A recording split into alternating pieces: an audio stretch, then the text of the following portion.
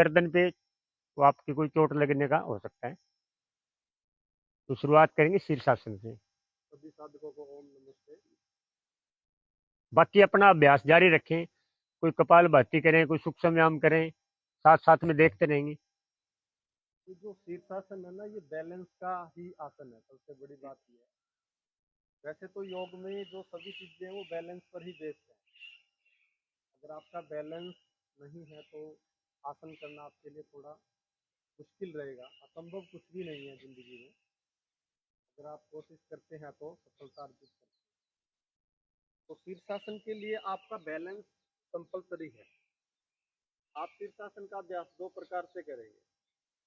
एक बार हम करते हैं हाथों से सपोर्ट देके, क्योंकि पहली बार में ही साधक इस पोजीशन में शीर्षासन को नहीं कर सकते।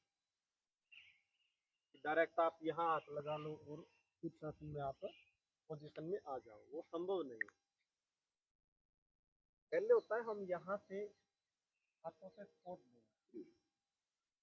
और फिर हम अपने सर के बल खड़े होंगे।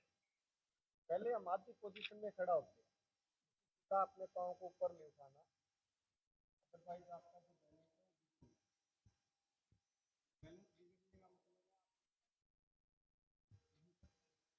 सबसे पहले ये हाथ लगाइए और यहाँ लगेगा, और ये पोजीशन में उठना है। जब आपने शुरू में अभ्यास करना है इसका, तो यही रहेगा आपका, इतनी पोजीशन में आप जंपिंग करोगे, ताकि आपकी जो ये मसल्स है और आपका जो ये पेट वाला पार्ट है ये स्ट्रोंग हो जाए। बिना मसल की मजबूती के आप कोई भी आसन नहीं कर पाओगे। जब तक आपके जोड़ नहीं खुलेंगे, जब तक आपकी मसल्स में मूवमेंट्स नहीं आएंगे, तब तक आप कोई भी आसन सही से परफॉर्म नहीं कर पाएंगे। तो पहले वही है, सर लगाया और ये पोजीशन है। यहाँ तक जाने के बाद फिर हम बैलेंस बढ़ाते हैं और सीधा कर लेते हैं। जोरदार तालियां एक बार। ये शीर्षासन है हमारा। जब हम शुरुआत करते हैं, जैसे हमारा बैलेंस बनना शुरू हो जाएगा, बॉडी आपकी वेट लेने लग जाएगी, तो फिर उसके बाद हम इस पोजीशन में जाते हैं। ये जो उंगलियां है आपकी, ये आपकी वेट को बैलेंस करेगी। क्योंकि आपने एकदम से जंप कर दिया तो आपकी बॉडी उधर चली जाएगी। ये चीज कभी भी बैलेंस नहीं करेगी। आपकी बॉडी को बैलेंस करेंगी ये चीजें। कभी प्रयास आप वही करेंगे, अभ्यास आप भी इसी से करेंगे। अभ्यास यही करेंगे, स्टार्टिंग यहाँ से होगी। 10 दिन 15 दिन जब हमारा ये अभ्यास हमारा पूरा हो जाएगा, यानी इसमें हम लोग पारंगत हो जाएंगे, फिर हम दूसरे अभ्यास। वही है, ये पोजीशन रहेगी आप लोगों की। सर इनके बीच में आ जाएगा, ठीक है, सर इसके बीच में, और फिर हम लोग जंप लेंगे और बैलेंस बना के इसको सीधा कर लेंगे पाँव।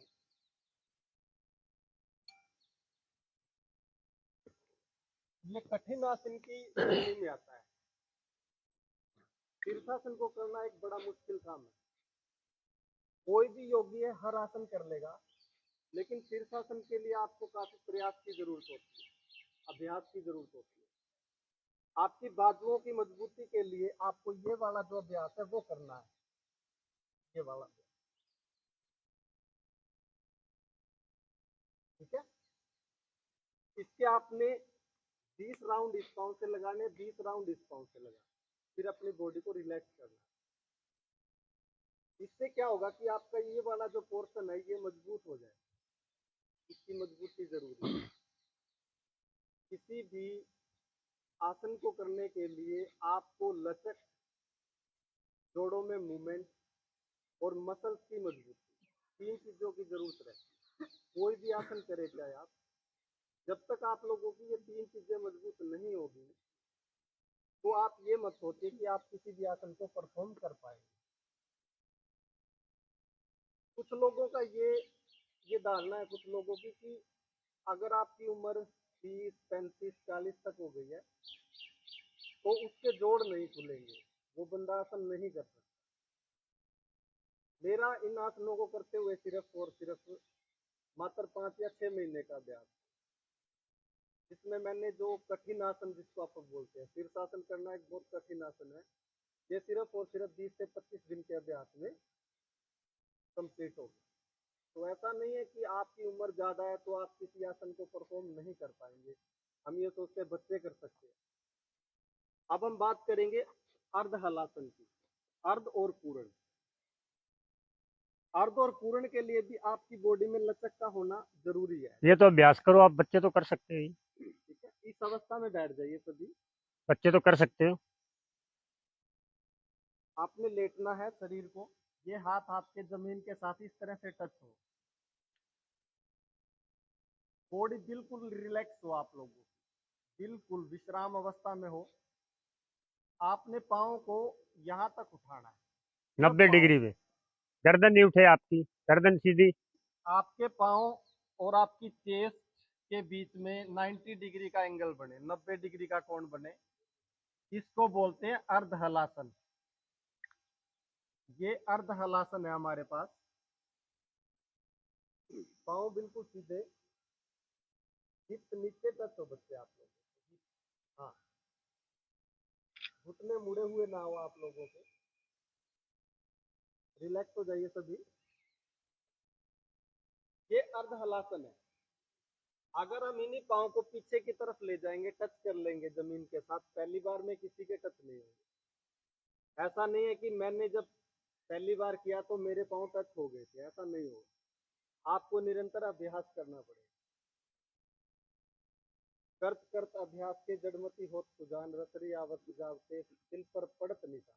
तो वो बार बार करने से, आपकी अभ्यास करने से आपके आसन में एक विशिष्टता दिखाई देगी। वही है, आपने पीछे की तरफ जाना है। पीछे की तरफ जाने के बाद आपने इनको ये पूर्ण हलासन है।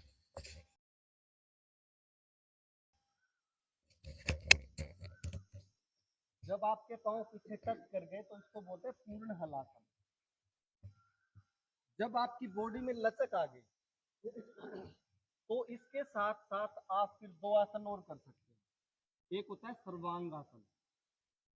सर्वांग आसन में हम क्या करते हैं, बॉडी को लेके जाएंगे, गर्दन और बॉडी के बीच में 90 डिग्री का एंगल बने। आपकी गर्दन और आपके शरीर के बीच में 90 डिग्री का कोण बने। देखिए कैसे, जिसको सर्वांग आसन बोलेंगे हम। पूर्ण हलासन मैंने दोबारा एक बार परफॉर्म कर देता हूं।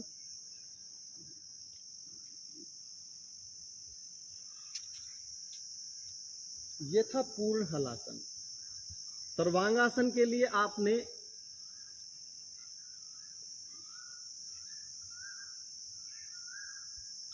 ये जो आसन है ना, सर्वांगासन, शीर्षासन, ये आपकी आंखों के लिए, आंखों की रोशनी, चश्मा, जो बच्चे हैं, छोटे छोटे बच्चों में चश्मा चढ़ जाता है, उनके लिए बहुत अच्छा होता है ये सर्वांगासन। और ये 5 जो आसन है, ये शीर्षासन, सर्वांगासन, ये बच्चों की हाइट बढ़ाने के भी काम आते हैं। एक उम्र होती है जिसमें, जिसके अंदर आप अपनी हाइट को इंक्रीज कर सकते हो। वैसे तो सर्वांगासन ये सभी के लिए लाभकारी है, लेकिन बच्चों का ज्यादा रहते हैं। ये सर्वांगासन था। सर्वांगासन को आप पद्मासन के साथ भी परफॉर्म कर सकते हैं। पद्मासन के लिए मैं एक बात बता दूं आपको कि पद्मासन हमारा जो होता है, ये जो पोजीशन हम लगाते हैं, ये लगती नहीं। काफी लोगों को लगता होगा सर ये पांव चढ़ते नहीं हमारे। इसके लिए मैं आपको एक सूक्ष्म क्रियाएं बता देता हूं कुछ, जिससे आपका ये पद्मासन लगने लग जाए। उसके लिए आपने क्या करना है, आपने एक पांव को सीधा करना है और इसको यहां रखना है। इसको रखिए, शाबाश। और गाड़ी चलानी है आपने। गाड़ी कैसे चलानी है, यहां हाथ रखेंगे, 20 बार गाड़ी चलानी है। 1 2 3 4 5 6, पूरा झुकना है बच्चे, पूरा। 7 8 9 10 11 12 13, 14, 15, 16, 17, 18, 19, 20। 20 बार गाड़ी नहीं चल पा रही है तो आप 10 बार चलाएं पहले, ठीक है ना। ऐसा नहीं है पहले दिन आप अपनी गाड़ी में टॉप गियर में नहीं लगाना उसका। दूसरे पाँव से, पाँव यहाँ रखेंगे, दूसरा पाँव सीधा, जिससे पहले जो पहले थाई पे रखा था उसको अब सीधा कर लेना। वही तरीका है। अब इस पोजीशन में आप 20 बार गाड़ी चलाएंगे। 1, 2, 3, 4, 5, 6, 7, 8, 9, 10, 11, 12, 13, 14, 15, 16, 17, 18, 19 और 20। 20 राउंड होने के बाद आपने एक बार पाँव को रिलैक्स करना, फिर सेम प्रोसेस। अब समझिए, जब आपने ये पाँव यहाँ रखा, ये घुटना नीचे था, आप जब आगे झुके तो आपकी इस मसल्स के ऊपर प्रेशर पड़ रहा होगा, आपने महसूस किया होगा, यहाँ प्रेशर आ रहा है। प्रेशर आने का मतलब है इस मसल्स में मूवमेंट आएगी। और पद्मासन लगाने के लिए इसी मसल्स की मूवमेंट जरूरी है, इस मसल्स की मूवमेंट जरूरी है, ठीक है। तो ये आप अभ्यास करें, निश्चित आपको 15-20 दिन में पद्मासन आराम से लग जाएगा, कोई दिक्कत नहीं आएगी आपको, ठीक है। तो ये पद्मासन के लिए मैंने आपको एक सूक्ष्म क्रिया बताई है जो आपने परफॉर्म करनी है। हाथों की मजबूती के लिए सेम प्रोसेस वही है। इस अवस्था में आ जाइए सभी।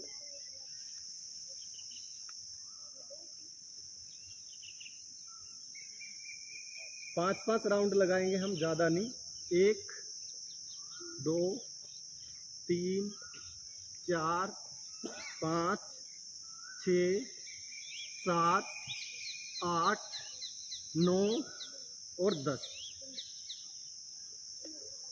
वज्रासन में बैठना है आपने। ये वज्रासन है हमारा। वज्रासन आप खाना खाने के बाद भी कर सकते हैं। ये एक ऐसा आसन है जिसको आप खाना खाने के तुरंत बाद करते हैं। अगर आप खाना खाने के बाद वज्रासन की अवस्था में 10, 15, 20, आधा घंटा जितना भी आप बैठते हैं तो आपका डाइजेस्टिव सिस्टम जो है, आपका जो पाचन तंत्र है वो मजबूत हो जाता है। यानी कि जो डाइजेशन की प्रॉब्लम है आजकल, गैस है, एसिडिटी है जी, उफारा आता है, वो समस्याएं आपकी धीरे धीरे समाप्त हो जाएंगी। आप वज्रासन में बैठने का प्रयास करें खाना खाने के बाद। ये वज्रासन।